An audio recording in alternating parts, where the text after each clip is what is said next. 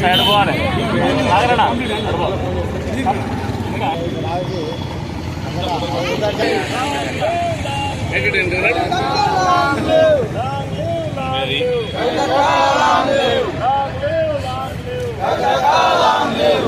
జరగండి అమ్మా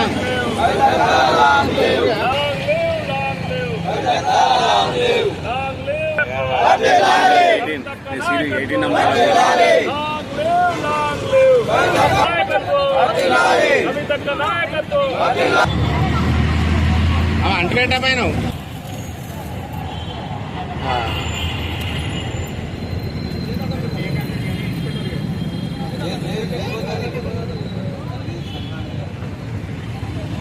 సరే సరే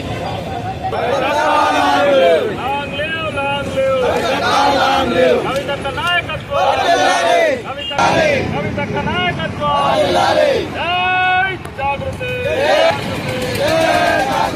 కవితక్క నాయకత్వం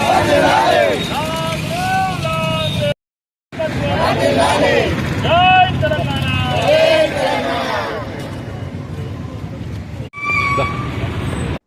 ఈరోజు కవితక్క గారి జన్మదినం సందర్భంగా మరి కరీంనగర్ లో జాగృతి శ్రేణులందరం కూడా రంగరంగ వైభవంగా వారి జన్మదిన కార్యక్రమాన్ని ఈరోజు పొద్దున్నే వెంకటేశ్వర స్వామి టెంపుల్లో అర్చన కాడ నుంచి మొదలై మరి ఆ టెంపుల్ ముందు ఉండేటువంటి పేదలకు అల్పాహారం పంచడం గాని మరి కరీంనగర్ లో తెలంగాణ చౌక్ లో మరి భారీ కేకును కట్ చేసి జన్మదిన వేడుకలు చేసుకోవడం కానీ మళ్ళీ ఇక్కడ నుండి కూడా వృద్ధుల ఆశ్రమాలలో అన్నదానాలు పండ్లు పంపిణీ రక్తదాన కార్యక్రమాలు కూడా ఏర్పాటు చేయడం జరిగింది.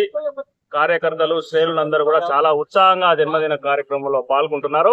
మరొకసారి మీ ద్వారా కవితక్క గారికి జన్మదిన శుభాకాంక్షలు తెలియజేస్తాము.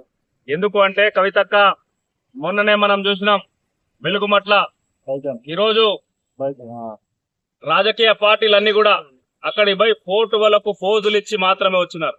కానీ కవితక్క ప్రజల మనసు తెలిసినటువంటి కవితక్క, పేదల ఇబ్బందులు తెలిసినటువంటి కవితక్క, పేదల పడుతున్నటువంటి కష్టాలు నష్టాలు తెలిసినటువంటి కవితక్క ఖమ్మం వెలుగుమట్ల భూ నిర్వాసితుల సమస్యలు పరిష్కరించేంత వరకు మేము అక్కడి నుంచి కదిలేది లేదు, ఆహారం తీసుకునేది లేదు, పచ్చి మంచినీళ్ళు కూడా ముట్టాలని చెప్పి దీక్షకు దిగి మరి ఏ విధంగా అక్కడ సాధించిందో వెలుగుమట్ల బాధితుల పక్షాన న్యాయం జరిగే వరకు ఏ విధంగా కూడా మనందరం చూసినాం.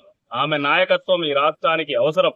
పేదల పక్షాల కొట్లాడే కవితక్కకు భగవంతుడు కూడా ఆరోగ్యాలను ఇవ్వాలని, మంచి అష్టైశ్వర్యాలను ఇవ్వాలని చెప్పి కోరుకుంటా ఉన్నాం. ఎందుకంటే మహానాయకురాలు మంచిగా ఉంటే రాష్ట్రం బాగుంటది, ప్రజలు బాగుంటారు. భగవంతుడు ఆమెకు ఆ శక్తిని ఇవ్వాలి.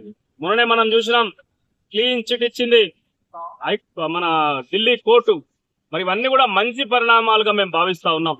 కవితక్క నమ్ముకుంటే, కవితక్క ఉద్యమాన్ని ఎత్తుకుంటే రాష్ట్రంలో ఉన్న సమస్యలు పరిష్కారం అవుతాయని చెప్పి ఈరోజు ప్రజలు ఆశగా ఎదురు చూస్తున్నారు. కనుక భగవంతుడు వారికి ఆరోగ్యాలను ఇవ్వాలని కోరుకుంటూ ఆమె నాయకత్వాన్ని మరింత బలోపేతం చేసే విధంగా భగవంతుడు ఆమెకు శక్తిని ఇవ్వాలని చెప్పి ఈ సందర్భంగా కోరుకుంటాం.